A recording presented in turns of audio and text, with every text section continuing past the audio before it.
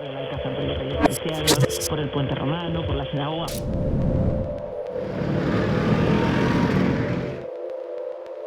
you want to watch a movie or a TV show, you know what to do. You tap your fingers, and within a few seconds, you are watching whatever you want. It's frictionless, it's easy. But in some places, it's not so easy. Acá no tenemos televisión extranjera, acá es televisión nacional. Officially, there's one source of permitted media in Cuba, and it's the state. ¿Por qué? No sé, no está en mis manos. Solo sé que así funciona. But Cubans found a way to work around this media blockade to distribute the latest in global entertainment to the entire country, coordinated entirely by an informal market of underground data traffickers, based both in Havana and the United States. It's the fruits of the internet without any of the guts. Un señor se dedica a bajar las series, otra gente se especializa en bajar películas y otras personas en videos, otras la música y así van recopilando hasta que van armando 1 terabyte. Once all the latest media from around the world is gathered onto one hard drive, the top dealers in Havana will prepare it for distribution.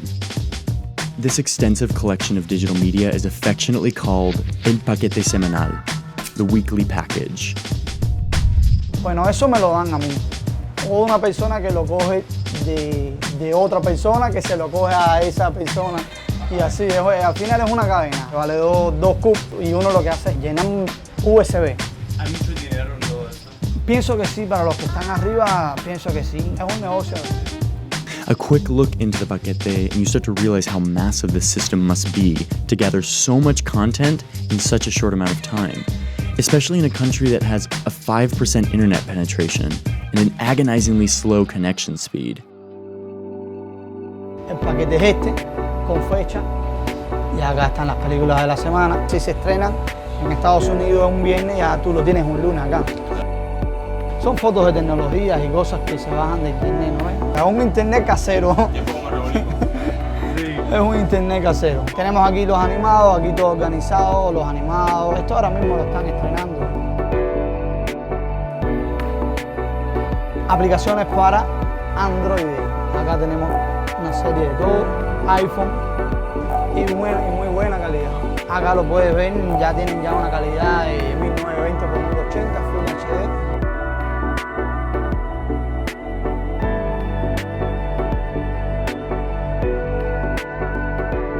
So who's behind all this? It's definitely not one person, but somewhere down the chain there has to be a source of all this information. Someone coordinating the distribution. I found a couple of 20-year-olds who make their living hustling Havana's streets, participating in the thriving industry of shadowy odd jobs. Between driving taxi bikes without a license and giving unofficial city tours to European visitors, these guys move el paquete between distributors from time to time. They led me behind the scenes in Havana, where I saw how the paquete makes its rounds every week. The distribution centers are usually in the back of cell phone repair shops or DVD stores. Hardware flowing in and out of these places doesn't attract unwanted attention. Distributors were understandably not keen about appearing on camera, but they showed me their operation and explained how clients come to their shop with a weekly order of digital content. They told me that American TV shows are in some of the highest demand, but some people show up with an empty hard drive every week and transfer the whole entire paquete. Everything from iPhone apps to indie documentaries. After poking around, I finally worked my way up the chain to discover who is coordinating this massive enterprise. They call him Danny Paquete, and he agreed to meet with me.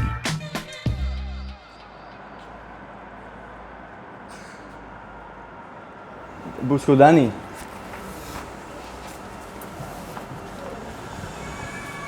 Perfecto, ya. Oye, gracias, Antonio, Que tenga buen día.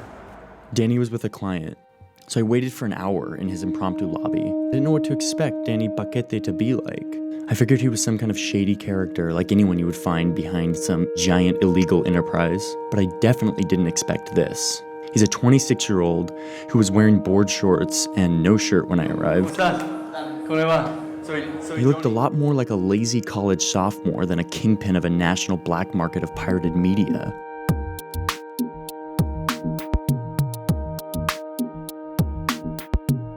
But after 5 minutes of sitting in his office with a client in the room, I quickly gained a respect for Danny and the media machine that he's running. As Danny's 40-year-old assistant helped load the hard drive of a local distributor, I watched a live feed of the popular Spanish network Telemundo digitizing on the screen. Danny must have a hidden satellite and a fake water tower on his roof, a fairly common Cuban practice.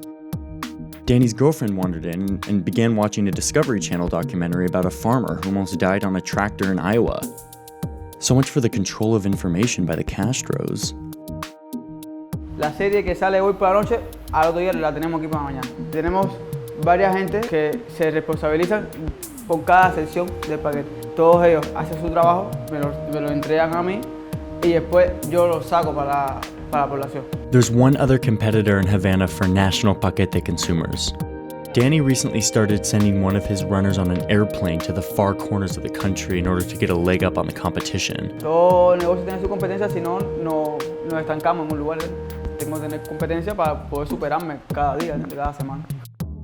There's no way of knowing exactly how many Paquete consumers there are in Cuba. But of the hundreds of people I talked to while there, only 2 had never heard of this, and most were consumers themselves. So if there's one thing all of this taught me, it's that when people want information, they're gonna find a way to get it. Cubans live on an island, cut off from the world's information for almost 6 decades, and they've come up with some pretty innovative workarounds to their situation. As more technology slowly spreads onto the island, we can only imagine what they'll think of next.